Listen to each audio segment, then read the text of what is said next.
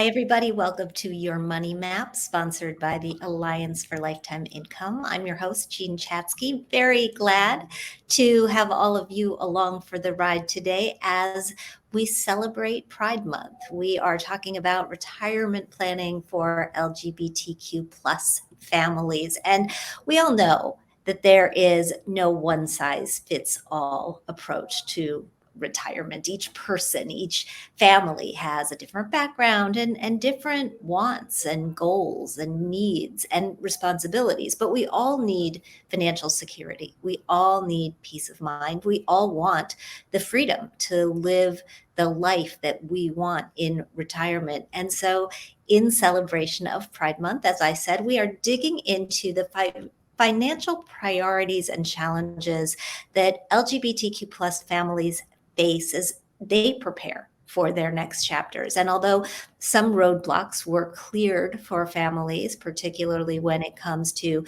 smoothly passing along their assets, some of those roadblocks were cleared with the legalization of same-sex marriage in 2015. There are still challenges. And this we know from some recent research. 2/3 of LGBT Americans report feeling a high level of financial stress on an average day.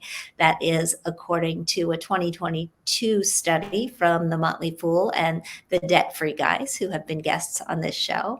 39% of those families list not having enough money for retirement as a top financial concern. 33% say they're not on track to retire by the age they'd like to retire.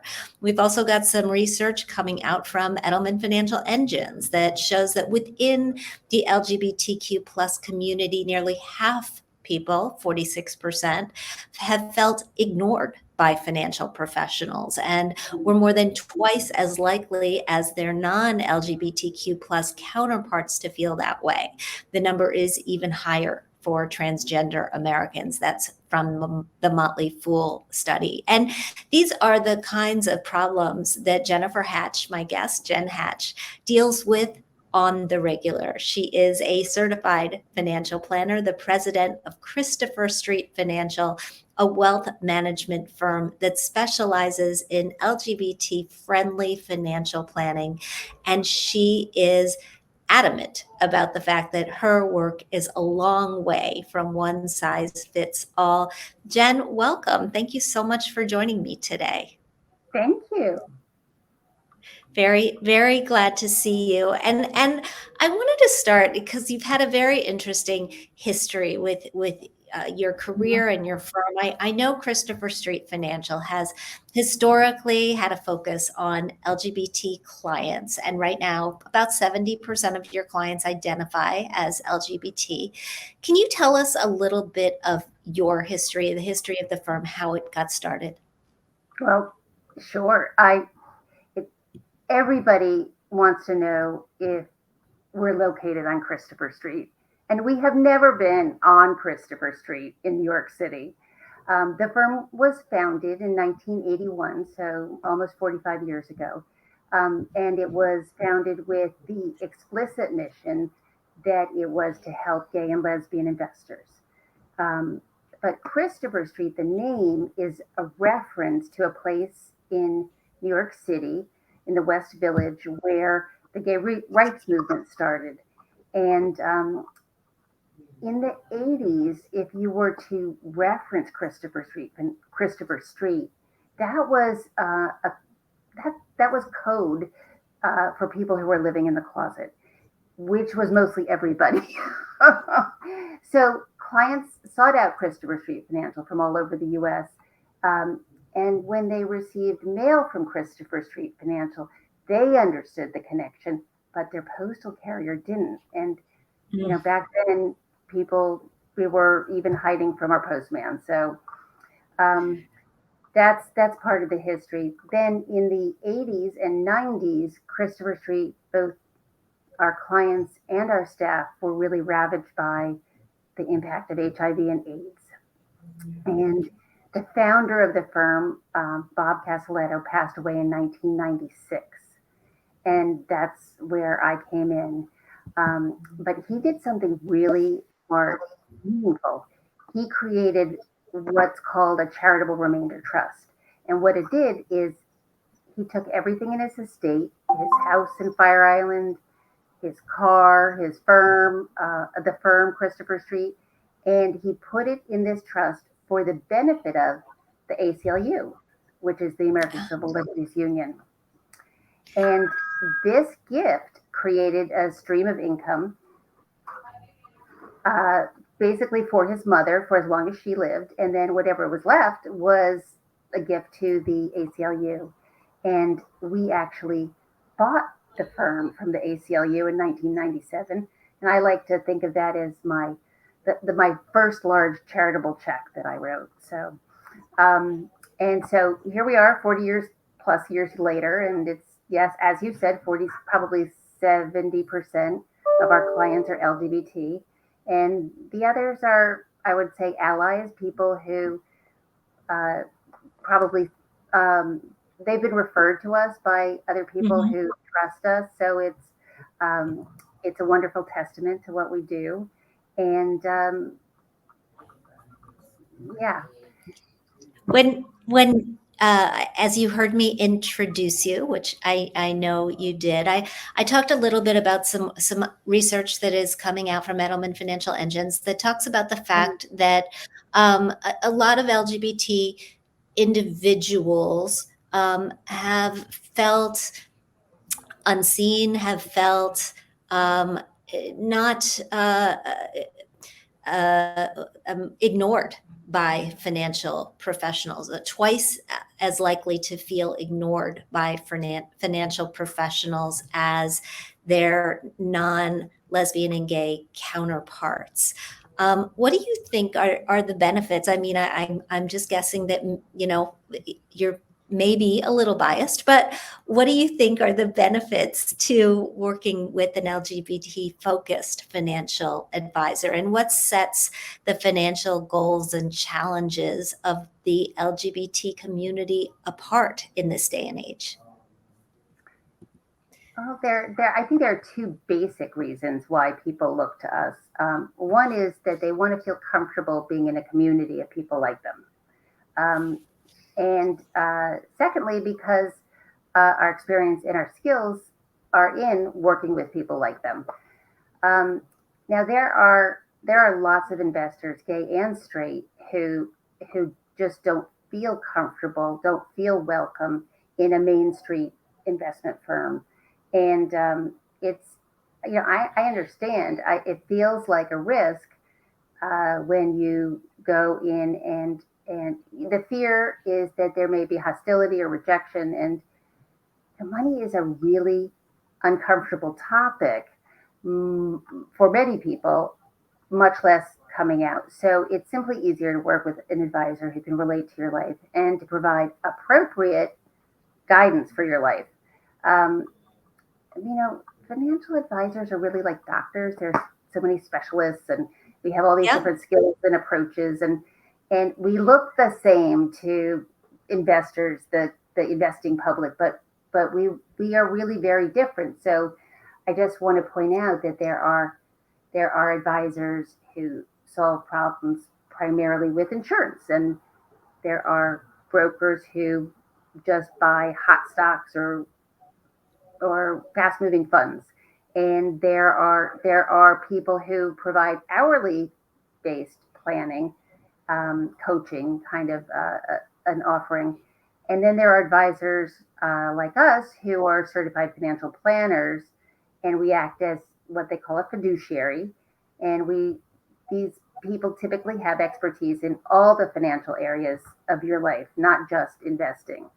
Um, Typically, our clients have very complicated needs. They all they all need investing. They all need sound investments. But the biggest way that I think that we add value is in envisioning a roadmap for their life and their money, and we I, help I, them make those decisions along the way. I think that what you're saying about finding a financial advisor who has experience with what you need, that makes a lot of sense to me. When I get asked, how do I find a financial advisor?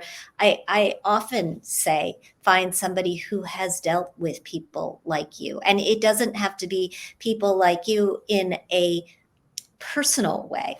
It's often find somebody who has dealt with other employees of your company so they understand the nuances of the very complicated stock plan.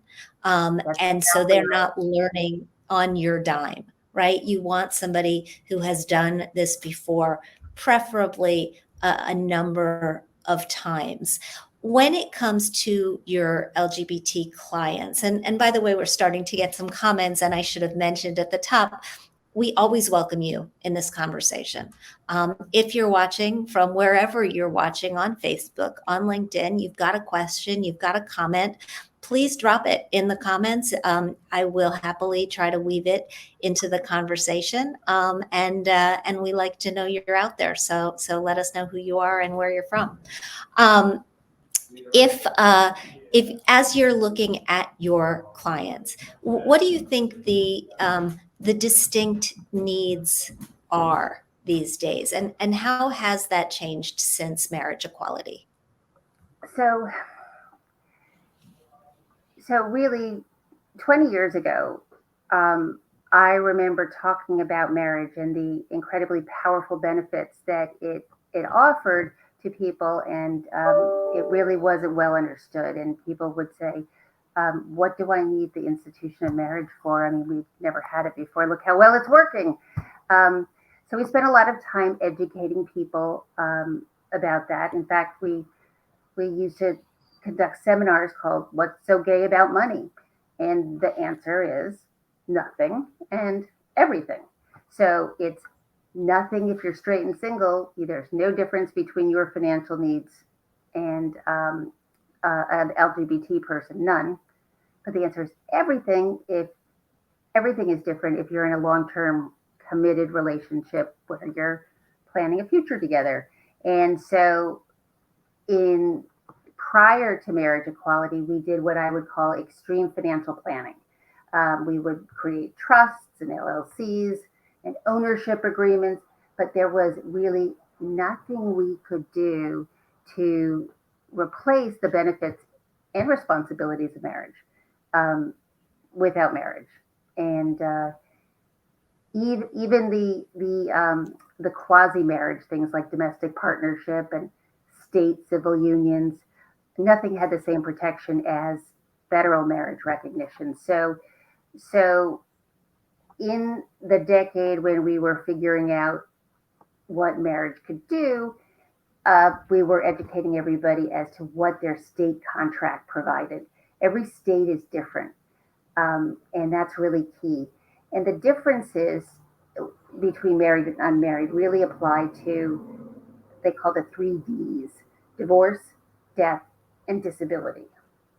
So we renamed our seminar and called it "What Happens When I Say I Do?" And it, was all about the legal and financial and tax choices. But I was very surprised. I have to admit that at some point it was clear that everybody thinks of marriage differently than that. I think of it in the nerdy financial way, and most couples think of it as an exquisitely romantic thing. And it's an opportunity to say to the world out loud that you love somebody, you're committed to this human being.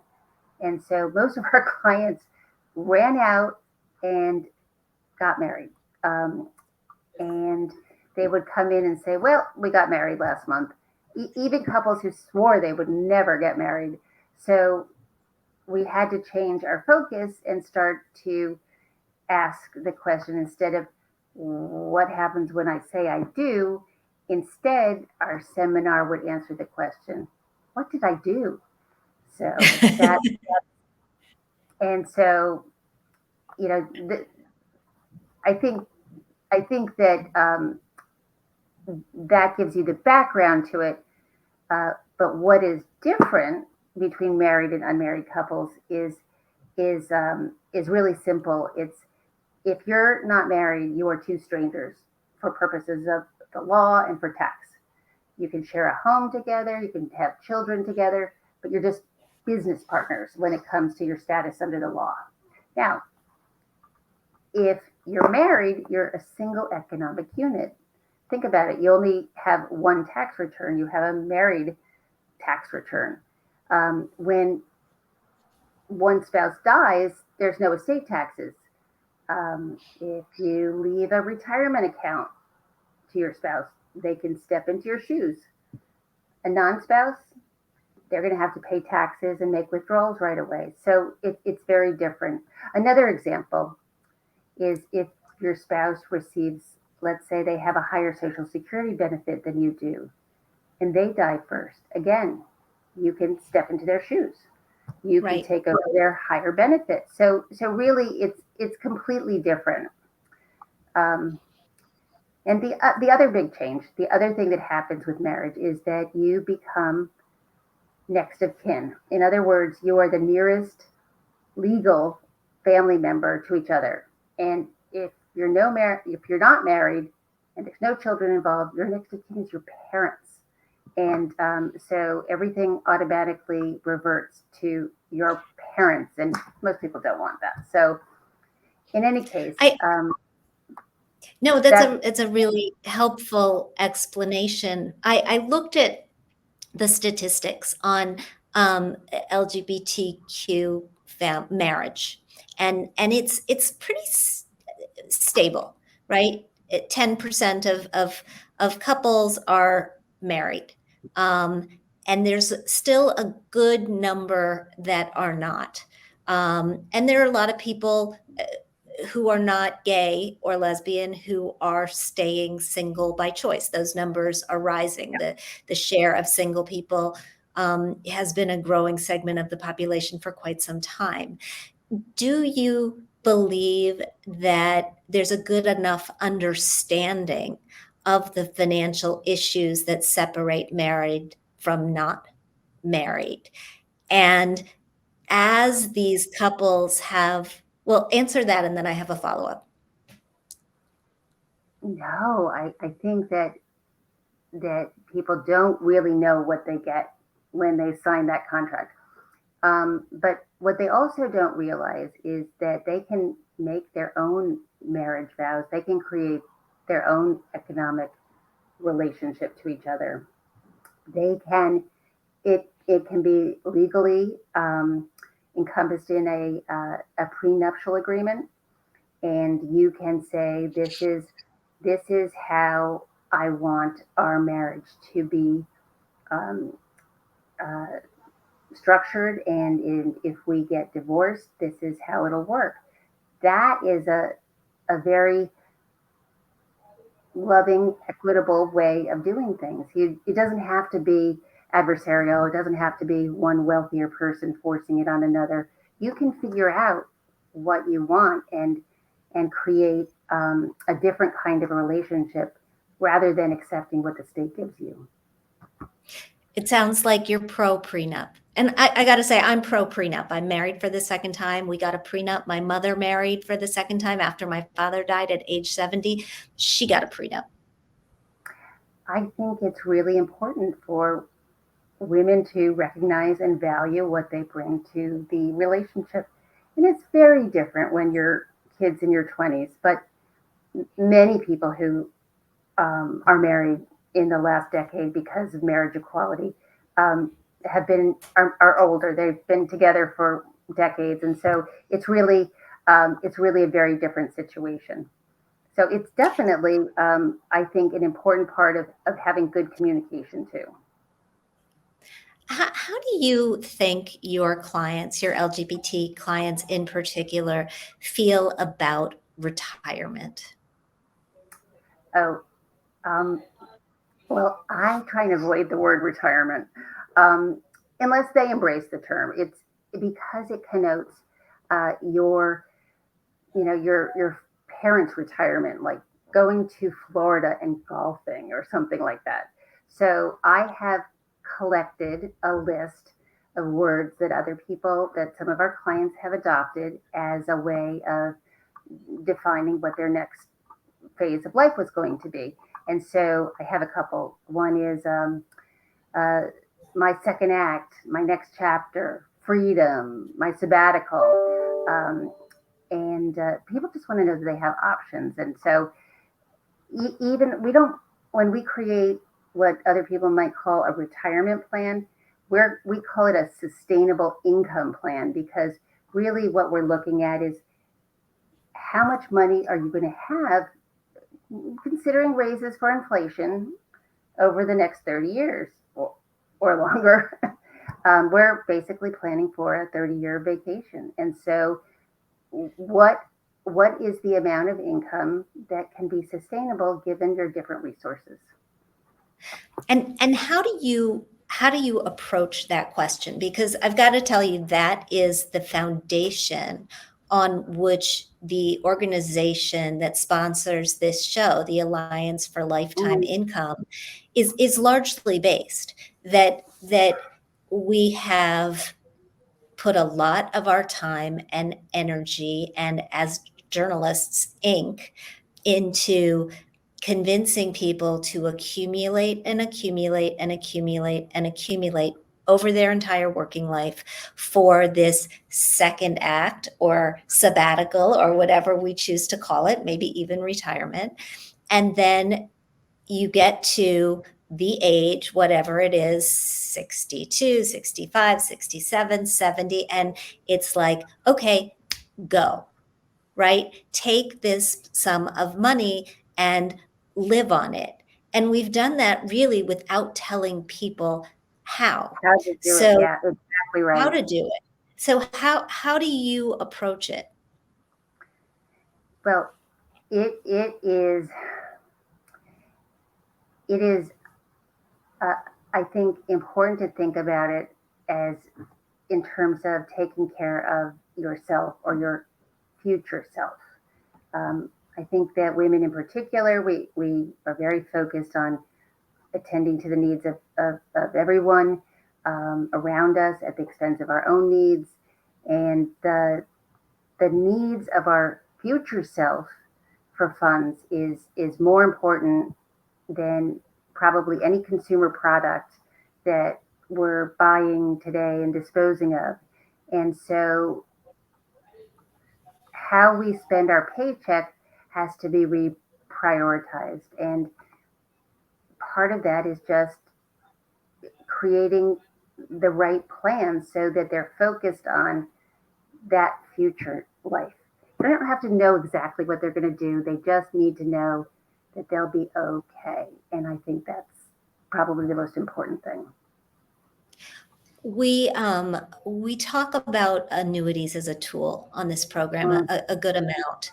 Um, how have you used annuities in your plans when it comes to creating a sense of security or a lifetime paycheck that will actually last as long as you will, no matter how long that happens to be?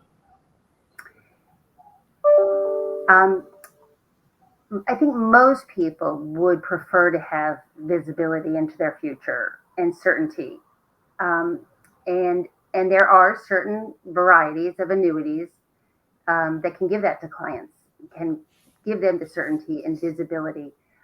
For example, the annuities with guaranteed income riders. Um, the problem is that there are more flavors of annuities than there are of ice cream, and they can be hard to understand. Um, so you need specialists to help you to figure out what's going to be appropriate for you.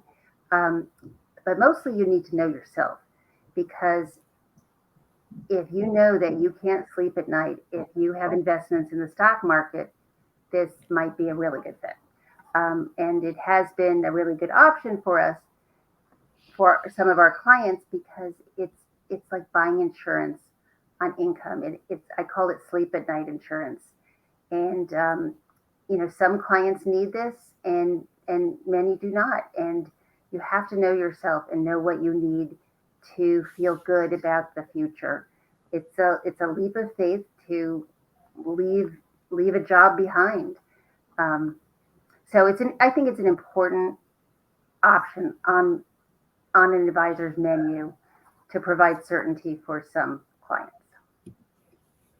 You mentioned the AIDS crisis and Christopher Street and Stonewall, and when we spoke in advance of this conversation, uh, you referenced the phrase PTSD that a lot of LGBT folks um, have lived through some really difficult times, and there is a greater need in some cases for that feeling of safety and security.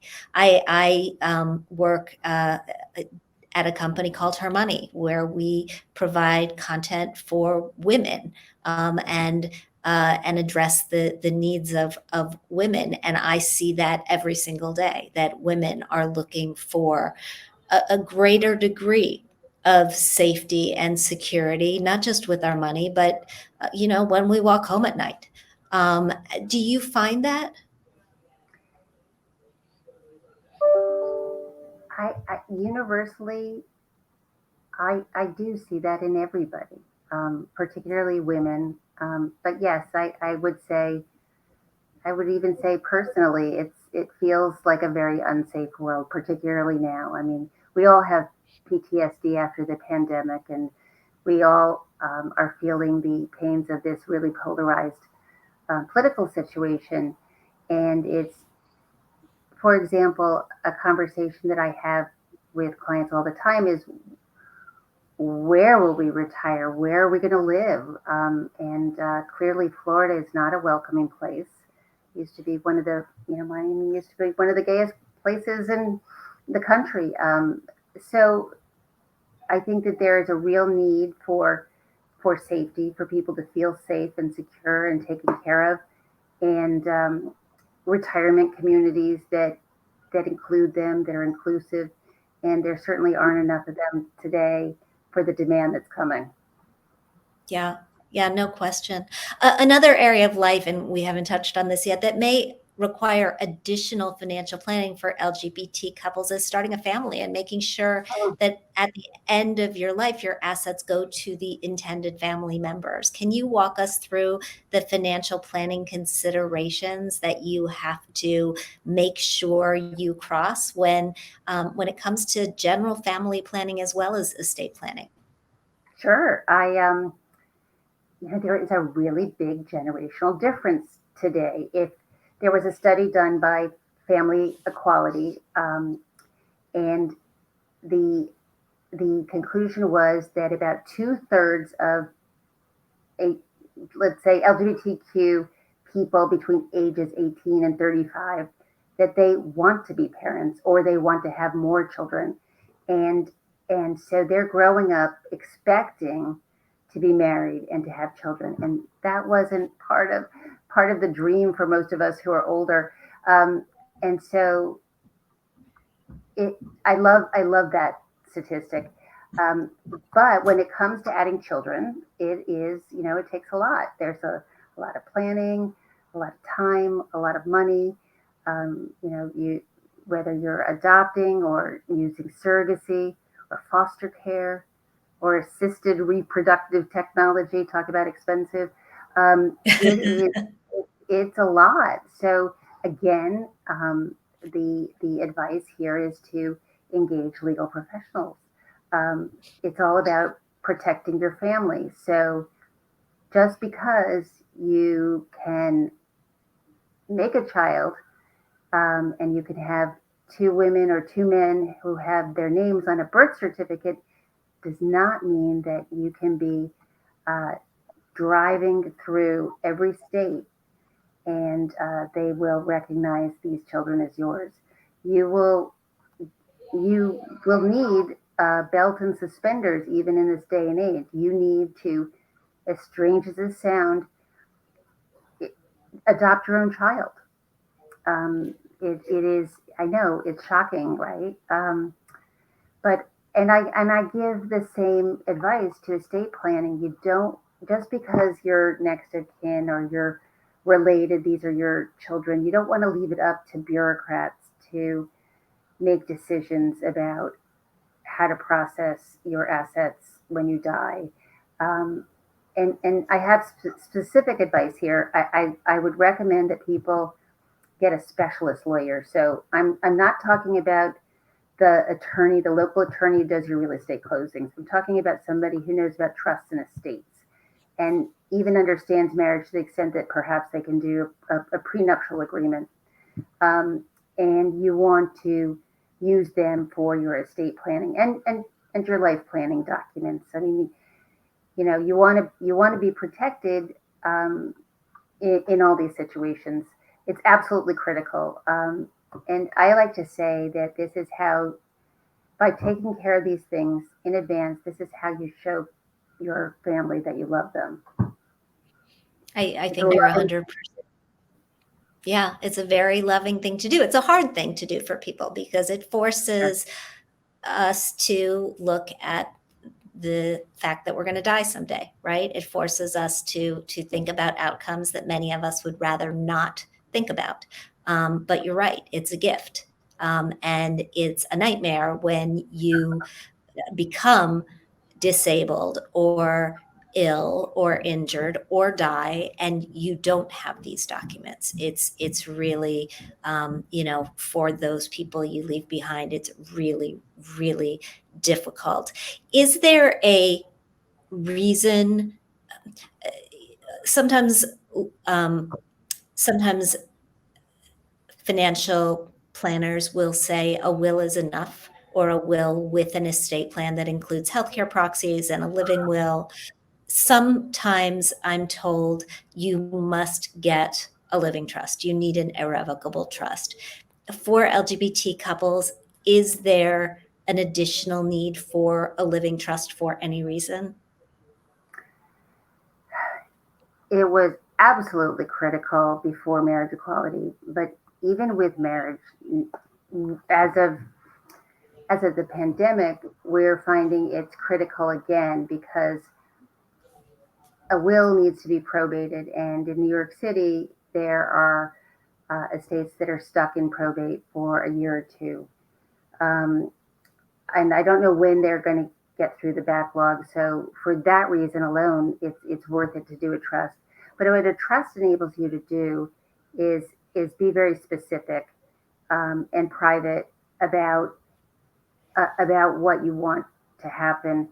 And it even applies for when you're in a coma. So it's not just after you're dead. Um, yes, I think it's absolutely critical, especially if you have hostile family members.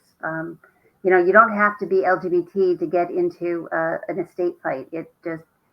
I'm No, you sadly, it don't. happens all the time. So you want to do everything you can to avoid that. So I'm sure that there are people watching who are thinking, I need to find a financial advisor. I'd like to find one that is familiar with and friendly to the LGBT community, even if it's not a total specialty. How do I right, do that? good. Well, my first recommendation is whether you're LGBT or not, you can reach out to us. We know a lot of excellent advisors in and out of our community. If you send us an email about your situation and your needs, if we can help you, we will. If we can't, we will give you names of other people who might be a good fit for your situation, your needs, and I would advise people to interview different people. It's not like you don't have to marry the advisor, but if it works, it might end up being one of the most important relationships of your life. So, um, and the other place I would say is the CFP website. So, CFP.net. Fantastic. And if people do want to reach out to you, Jennifer, or just get more information about you and your work and the firm, what's the best way to do that? ChristopherStreet.com.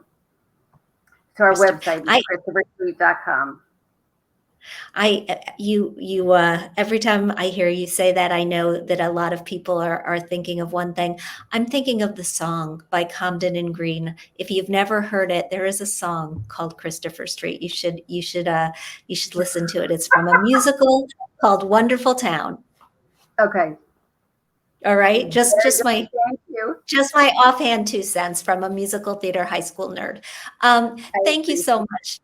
Thank you Thank so much for you. doing this with us today. And if you are watching and you're looking for more information from us, you can find it at our website, protectedincome.org. For more information on this specific conversation, protectedincome.org/hatch. Thanks again, Jennifer. See you soon. Bye.